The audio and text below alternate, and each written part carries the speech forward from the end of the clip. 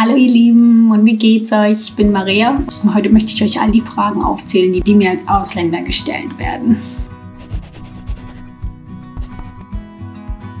Wie ihr vielleicht wisst, ich bin vor 10 Jahren nach London ausgewandert, fast 10 Jahren, und jetzt lebe ich in Sydney. Und was mir aufgefallen ist, dass wenn du in ein anderes Land ziehst, kriegst du immer dieselben Fragen gestellt. Das war in London so, das ist in Sydney so. Selbst wenn du in Urlaub irgendwo hinfährst und sagst, ja, du bist aus Deutschland, aber du lebst in XYZ, werden dir immer noch dieselben Fragen gestellt. Es sind 15 Fragen, an die ich denken konnte. Das ist wahrscheinlich viel mehr. Lass uns starten. Die erste Frage, die ich immer bekomme, immer, ist, wo ist dein Akzent her? So, mein deutscher Akzent im Englischen ist nicht so stark, aber was mir aufgefallen ist mit mir ist, bin wie ein Schwamm. Kommt drauf an, mit wem ich abhänge, ihren Akzent würde ich dann annehmen. Also in London habe ich viele südafrikanische Freunde gehabt und ich habe so ein bisschen wie Südafrikaner geredet und dann haben mich viele gefragt, ist das Südafrika? Ich so, nein. Aber ihr müsst auch wissen, dass Südafrikaner, deren Sprache stammt ja von den Niederländern ab. Ich erinnere mich, ich bin zu einem Vorstellungsgespräch in einem Café gegangen. Sie hat gemeint, du bist aus Südafrika. Ich so, nein, ich bin aus Deutschland. Ich so, wo ist das in Südafrika? Und ich so, what? Ich spreche ja noch eine dritte Sprache und das ist Russisch. Und ich glaube, das Russische verfeinert meinen deutschen Akzent ein bisschen im Englischen und deswegen kommt mein deutscher Akzent nicht so krass rüber. Aber was ich halt auch oft gehört habe, ist, wenn ich mich mit meinem deutschen Kumpel treffe und dann später Englisch rede, dann haben Leute gesagt, dass sie hören können, dass ich Deutsch geredet habe. Die zweite Frage, die mir aufgestellt wird, ist, gehst du oft heim? Das ist ein bisschen auf eine schwierige Frage zu beantworten. Als ich in London gewohnt habe, bin ich alle 3 Monate heim. Also das war dann, ja, ich gehe alle 3 Monate heim. Hier in Australien ist das ein bisschen schwerer zu beantworten, weil A, es ist weit weg, B, es kostet viel Geld. Ich sage meistens, meine Mutter kommt her, weil meine Mutter kommt wirklich jedes Jahr her. Das ist meine Heimat sozusagen. Die dritte Frage, die mir immer gestellt wird, ist, vermisst du Deutschland / deine Familie? Witzigerweise vermisse ich Deutschland nicht so sehr. Ich vermisse London mehr als Deutschland, weil als ich nach England gezogen bin, habe ich mich so gefühlt, als ob ich endlich zu Hause bin. Also ich sehe England nicht als mein Zuhause, aber ein englischsprachiges Land sehe ich mehr als mein Zuhause als Deutschland. Ich weiß nicht, warum das so ist, aber ich muss auch sagen, ich komme aus einer ganz kleinen Stadt in Baden-Württemberg und ich denke mal, das hat was damit zu tun, dass ich Deutschland nicht vermisse. Wenn ich vielleicht aus Berlin oder Hamburg kommen würde, vielleicht würde ich das ja mehr vermissen. 4. Willst du zurückziehen nach Deutschland? Und diese Frage habe ich immer beantwortet mit, ich weiß nicht. Wir werden sehen, was das Leben so bringt. Also im Moment habe ich keine Pläne zurückzuziehen, aber vielleicht eines Tages müssen wir zurückziehen. Wer weiß. Die 5. Frage ist, wie lange lebst du schon hier? Mittlerweile sind es 5 Jahre und 3 Monate in Sydney. Und in London habe ich auf den Tag genau 4,5 Jahre gelebt. Das ist schon eine Leistung. Frage Nummer 6. Wie lange willst du bleiben? Das ist sehr ähnlich wie Frage Nummer 4. Willst du zurückziehen? Gleiche Antwort, wie lange ich will, wie lange ich kann. Ich meine, in London konnte ich ja leben, wie lange ich wollte. Hier in Australien ist das sehr visaabhängig. Wenn mein Visa ausläuft, gehe ich heim, aber mein Mann sponsert mich ja jetzt und das heißt, ich bleibe wahrscheinlich für immer. Frage Nummer 7. Wo aus Deutschland bist du her? Wenn du aus Berlin oder Hamburg kommst, ist es eine sehr einfache Frage zu beantworten. Wenn du aus einer Stadt in Baden-Württemberg kommst, die keiner kennt, ist das ein bisschen schwerer zu beantworten. Ich frage immer, kennst du Stuttgart? Ja. Kennst du Frankfurt? Ja. Und dann sage ich immer da dazwischen. Leute wissen das nicht. Ich lebe sozusagen wenn hier Frankfurt ist und hier Stuttgart ist und hier Straßburg ist, ich lebe direkt in der Mitte hier. Das ist, wo ich herkomme. Und jetzt kannst du raten, wo ich herkomme. Das sollte nicht so schwer sein. Das ist auch eine krasse Frage. oh, Winter in Deutschland ist bestimmt so schön. Ich so, nicht wo ich herkomme, wir haben keinen Schnee, es ist immer nass und kalt.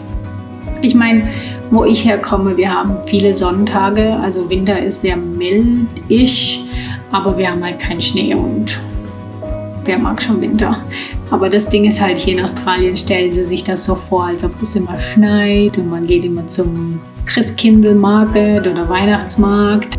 Ja, aber so die Realität ist ja nicht immer so. Ich werde euch das so sagen. Du in Deutschland sitzt da und denkst, in Australien ist immer heiß. Und die Australier sitzen hier und denken, in Deutschland schneit es und ist immer wunderschön. Anyway, Frage Nummer 9. Und das ist weniger eine Frage, ist mehr ein Ausdruck. Deutschland hat das beste Bier. Und dann denke ich mir, ja, aber nein, weil ich habe Bier aus verschiedenen Ländern probiert und ich finde, Bier schmeckt nach Bier. Ich finde nicht, dass Deutschland jetzt das tolle, krasse Bier hat. Andere Länder haben auch gutes Bier. Ich gehe nach Europa. Was gibt es Sehenswertes in Deutschland? Du würdest dir denken, als Deutsche sollte man das wissen. Ich weiß das nicht. Ich habe Deutschland nicht so sehr bereist. Ich war in Berlin das erste Mal in 2018 und ich musste nach Australien ziehen, um nach Berlin zu gehen. Als ich aufgewachsen bin, war es nicht so einfach, nach Berlin zu gehen. Mittlerweile kannst du ja in ein Flugzeug steigen, fliegst eine halbe Stunde, dann bist du da. Als ich nach London gezogen bin, war es einfacher, von London nach Berlin zu gehen, als von meinem Ort, wo ich aufgewachsen bin. Was gibt es Sehenswertes in Deutschland? Ich meine, unsere Städte allgemein sind ja schön. Du kannst ja egal, wo du hingehst. Das ist immer schön. Das ist auch mehr ein Ausdruck als eine Frage. Aber die Züge sind bestimmt immer super pünktlich in Deutschland. Ich verstehe, wo die herkommen, weil die Züge hier sind notorious für Verspätung oder nicht auftauchen und so weiter und so fort. Aber ich muss sagen, die Züge kommen hier alle 5 Minuten, besonders morgens und abends, wenn man auf die Arbeit fahren will. Aber die Züge in Deutschland, wir wissen alle, was für ein Scheißhaufen das ist.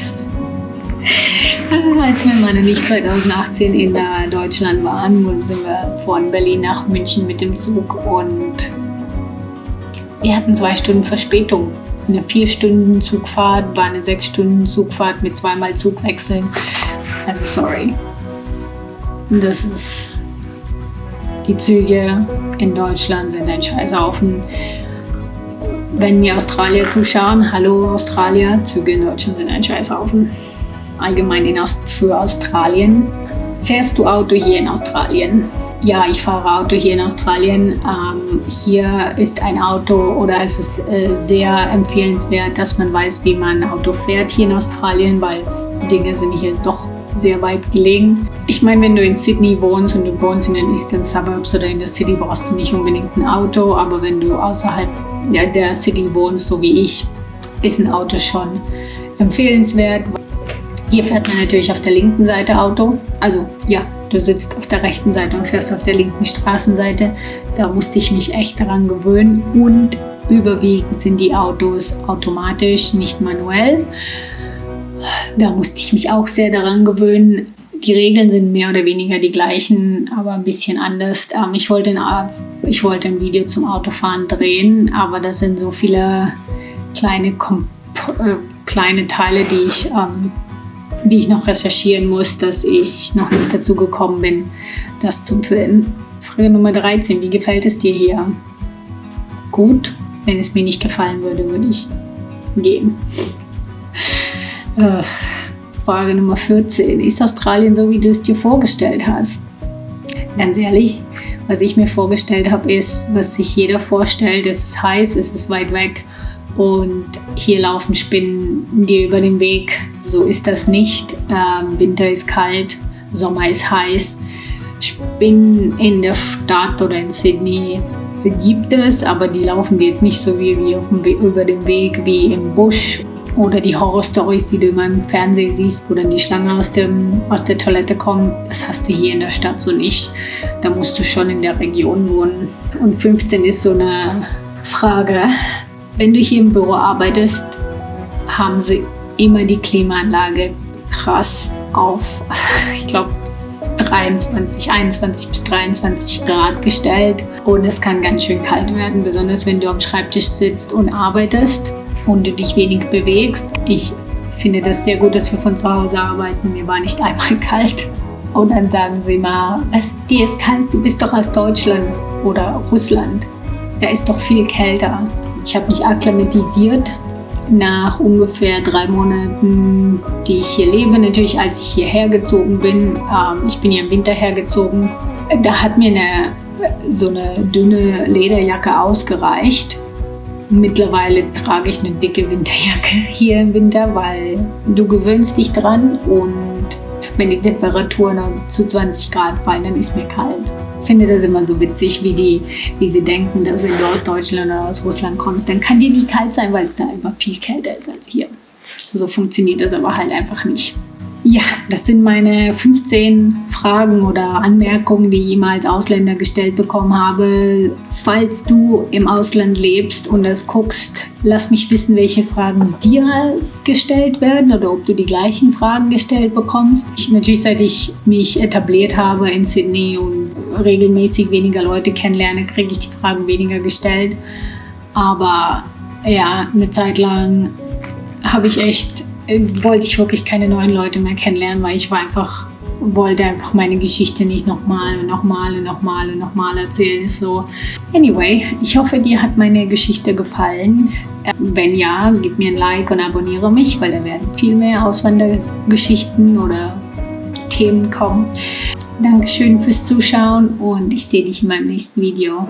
Tschüss!